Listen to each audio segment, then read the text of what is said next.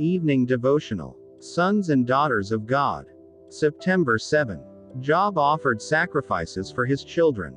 And it was so, when the days of their feasting were gone about, that Job sent and sanctified them, and rose up early in the morning, and offered burnt offerings according to the number of them all. For Job said, "It may be that my sons have sinned, and cursed God in their hearts." Thus did Job continually. Job chapter 1 verse 5. There are two ways to deal with children, ways that differ widely in principle and in results.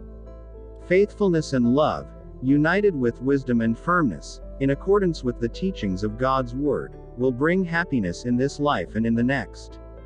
Neglect of duty, injudicious indulgence, failure to restrain or correct the follies of youth, will result in unhappiness and final ruin to the children, and disappointment and anguish to the parents.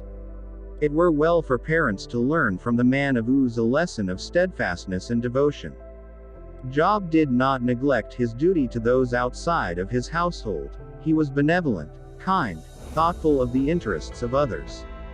And at the same time he labored earnestly for the salvation of his own family. Amid the festivities of his sons and daughters, he trembled lest his children should displease God. As a faithful priest of the household, he offered sacrifices for them individually.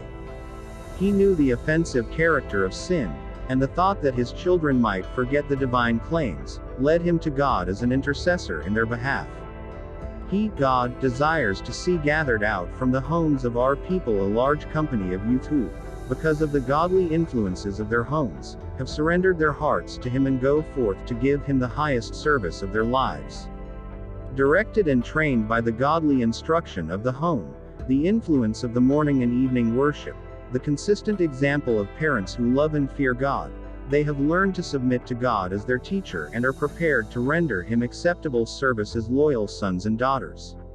Such youth are prepared to represent to the world the power and grace of Christ.